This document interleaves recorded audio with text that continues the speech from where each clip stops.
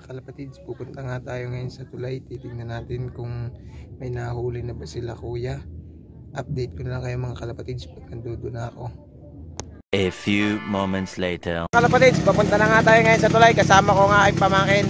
Pupunta kami ngayon. Titingnan namin kung may nahuli na ba sila. A few minutes later.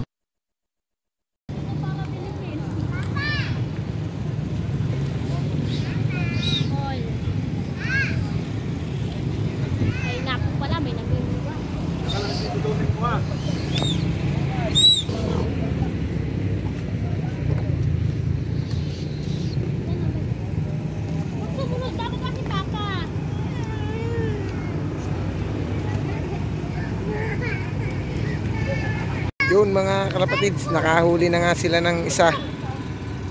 Nakadali na sila.